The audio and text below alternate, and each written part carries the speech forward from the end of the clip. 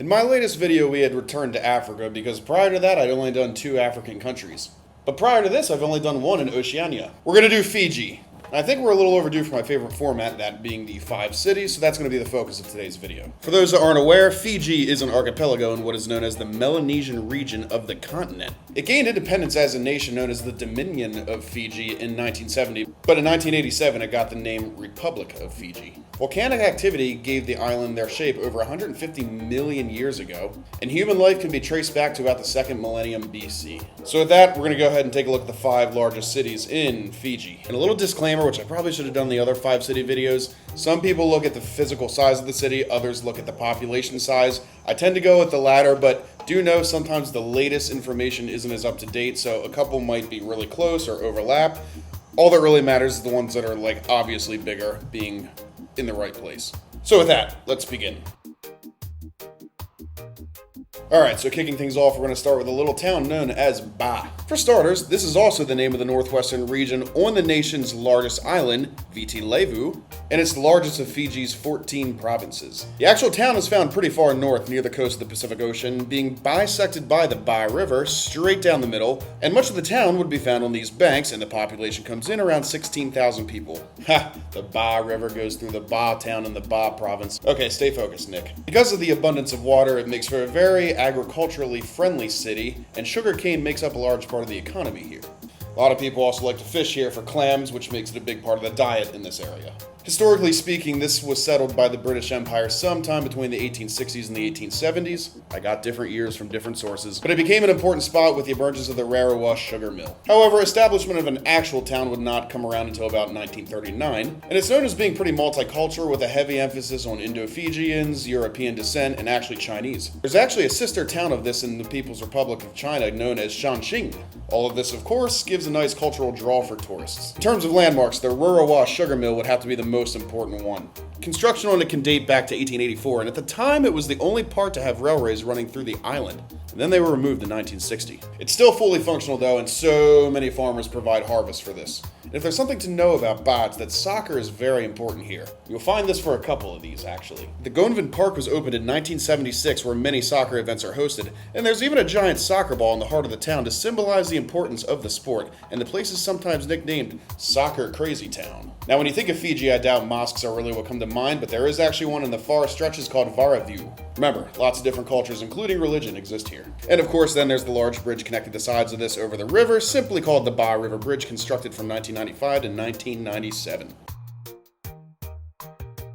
Ooh, nice, we actually get to go to one of the other islands. Labasa is what we're going to hit next. This one is located on the Vanuatu in the northeastern part. It's actually the largest city on the island, found in a province known as Makwata, and has a population of roughly 30,000 people, pretty dominated by Indo-Fijians. Labasa is also pretty close to the coast and sits right at a delta where 3 rivers meet, those being the Kawa, the Labasa, and the Wailavu, being rather flat overall. However, further over to the east, it's a backdrop of more rocky terrain. Like the last town, sugarcane has played a large part of the economy. However, that's actually taken a bit of a backseat in recent times, and the main streets are kind of lined with small businesses. Some might even call it a small industry town. Many of the residents here are actually descendants of indentured servants who were brought here to work on, you guessed it, sugar plantations. It was also established as a town in 1939 and actually only has 1 sugar mill found here. The main street, Nesakula Road, is where just about anything that a tourist might need can be found, though if I'm being honest, there probably isn't a lot here for tourists. That aforementioned sugar mill, built by the Fiji Sugar Corporation in 1894, is founded by the center operating as the administrative center today. And if there's something that Labasa is really known for, it'd be the curry houses and the sari shops, due to the culture of the majority of the population. The people here are said to be extremely hospitable, so you might hear this referred to as the Friendly North. There's actually a whole festival named after that. Now, much like Ba, this is another one that really likes their soccer. Games are usually played here at the Sobrail Park, which can hold up to 20,000 people. There's also an abundance of Methodist and Orthodox churches, typically found over on the western side. Labasa Market is also a great spot to get some local fruits and all sorts of seafood, and for a solid hike, you can get a nice view of the town at the Dalai Labasa Lookout. This isn't in the town proper, but close by is a very important Hindu temple out in the rockier regions, and it's known as Nag Mandir. Inside, this has a huge snake-shaped stone, allegedly which has grown to an enormous size over the years. And on the other side of the river is the Makwata House, being a visually pleasing city courthouse. Now, if we head on back to Niti Levu, we are going to take a look at the town called Nadi. It's also back in the Ba province, and it is actually known as Fiji's transportation hub. It also has an emphasis on the Indo-Fijian culture, with a population of around 50,000 people, and based on my research, Hinduism actually plays a larger role here than the other two mentioned. Much of Nadi is bordered by, get ready for this, a river of the same name, and a lot of its focus towards the coast of the Nadi Bay, blocked only by the international airport, the largest airport in the nation. Unsurprisingly, tourism plays a large role in the economy here, where sugarcane production can take a bit of a backseat as well. It would also explain why it has the country's biggest concentration of hotels. Now, originally this was established as a township in 1947, which was kind of the result of the Second World War. The US built a base right here as part of the naval base Fiji in 1942, part of the island hopping campaign against the Empire of Japan. It wouldn't be long before businesses started popping up, and then, citizens kind of followed suit and started living there. And in 1967, an electoral government was established. But looking back on my comment on Hinduism, let's take a look at the biggest Hindu temple in the entire southern hemisphere. The Sri Shiva Subramanya Temple saw foundation laid in 1976 at a historical site known as the Golden Jubilee Celebrations for the Government of India. A decade later, pile driving work was done, and it was then built to reflect the ancient Dravidian and Vastu architecture. The plethora of colors and unique shapes make this such a visually appealing building, and obviously it's quite important for much of the local population. Skipping out to the coast is Denarau Island and its adjoining port. Actually, looking at the shape of this, I'm a little surprised it's classified as an island. Obviously, this spot's going to be loaded with some of the best cuisine and restaurants, and there's even a water park on here known as Big Bula. Beaches are always going to be a hot spot for areas like this, such as the Wailolo Beach, which can create some of the greatest sunset views surrounded by brown sands and palm trees. A lot of restaurants and bars around here include music and dance in the Polynesian style, including the famous fire dance. Guess we could say this is one of the most vibrant parts of Fiji. And I gotta talk about the Sleeping Giant. This is an orchid garden with zip lines running between the treetops, being a bit of a jungle safari that one can find outside of town in a more forested area nearby. There are several small villages around this, such as the Cultural Village, built around quieter and more traditional living, and it also seems that this city focuses a lot on education with very specific trades such as flying and language, medicine, and all sorts of others. Staying in the same province, on the same island, we have Lautoka, the second biggest city. The population sits at around 75,000, and it is actually not named after a river that cuts through it, just Namoli Creek running adjacent with the borders. It is, however, found right in the heart of the sugarcane region. Wow, I would have never guessed. And it's gotten the nickname of Sugar City because of that. Lautoka's name can actually be traced back to a duel between two indigenous chiefs, and considering one speared the other, I believe the translation goes to bullseye or spearhead.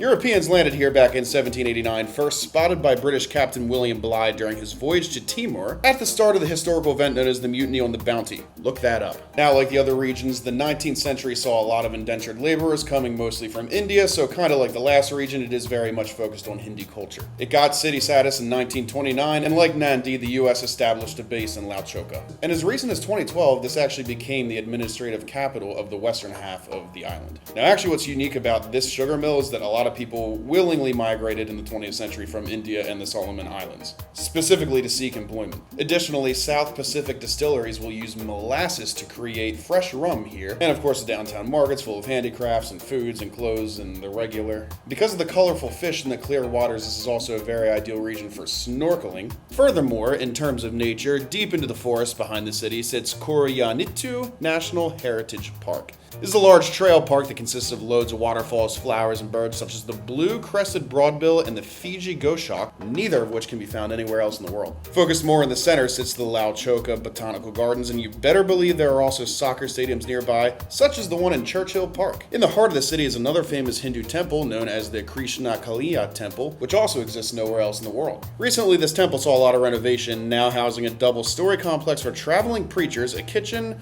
Prasadam Hall, and of course a gift shop. Now, don't think this is entirely dominated by one religion, because there are a lot of Christian, Muslim influence in this area too. There's a sugar festival held here every year, and the first landing resort is found in Vuda Point, known as where the first Fijians landed eons ago. There are plenty of lookouts, of course, and by the coast, there's the Lautoka and Queens Wharfs, being right across from two smaller islands, the Vio Island and the Bikana Island. Both of these have habitations facing the city. And last but certainly not least, we've got the capital city known as Suva. This will actually take us to the other side of the island in the central division of the province known as Reva. Understandably, it's the only city with the high-rise buildings and, the colonial housing mixed in. And not counting the suburbs, the population is about 95,000. Now, unlike the other cities we discussed, this one is far more mountainous, with Joski's Thumb Mountain looming in the background, named after Paul Joski, an earlier settler, and reaches about 440 meters in height. The hillier backdrop holds lots of the wind back, so it's rather moist year-round. Closer to the coastal city, Suva Harbor surrounds a good part of this, with the Lankala Bay on the opposite side, and the Mambula River runs through the northeast side with the Walu Bay tucked into the west side of the peninsula. Further out, the Reva River, sharing the name with this province, runs through the mountainous terrain. Suva's shared airport with Nauzuri. Tourism, light manufacturing, government jobs, all of the likes make up a lot of the industry here. There's also a road that connects it to Nadi, which gets you to the other side of the island. In 1849, Suva was actually established as a cotton colony, but the climate kind of proved to be problematic. Shortly after UK gained control, Suva was made the capital in 1882, but there were several plans to move it somewhere else, which obviously didn't pan out. In the early 1950s, development would see it expand into some of the neighboring areas, creating those aforementioned suburbs. That would then give it city status and explain the greater Suva metropolitan area. And all this together makes up about a third of the nation's population. Now, some of the most important educational establishments in the country can be found here, including the Fiji School of Medicine opening in 1885 and the University of South Pacific in 1968. Once part of the colonial governor headquarters, the government house is now the Presidential Palace, which was built in 1882. A lightning strike actually destroyed that in 1921, and it took many years to rebuild. Suva is also famous for its Thurston Botanical Gardens, full of trees and plants mixed in with the lakes, named in honor of Sir John Bates Thurston, the 5th governor. In the midst of this is the Fiji Museum, covering a lot of Fijian culture with lots of artifacts dating back several thousand years.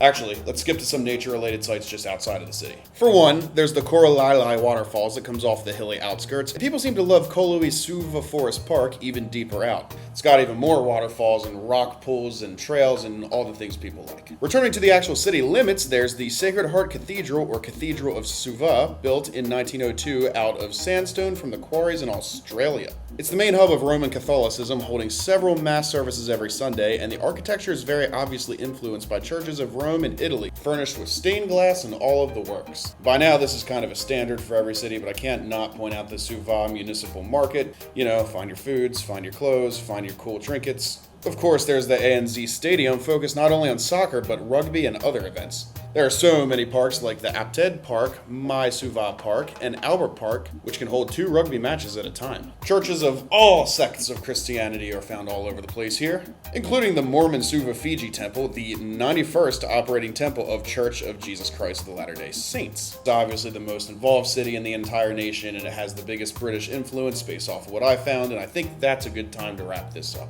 Fiji's a very fun place to talk about. It's absolutely mind-blowing that there's more to this than just bottled water. Come on, I had to mention that at some point, right? This entire region of the world kind of gets overlooked, but I'm going to try to make an effort to return to it from time to time. It's such a melting pot of cultures from Australia and Asia and the Oceanic indigenous populations and Europe. And I hope you enjoyed this. If you haven't done so yet, please give me a like, give me a comment, give me a subscribe, give me a share, or do all of them. Till we meet again, my friends.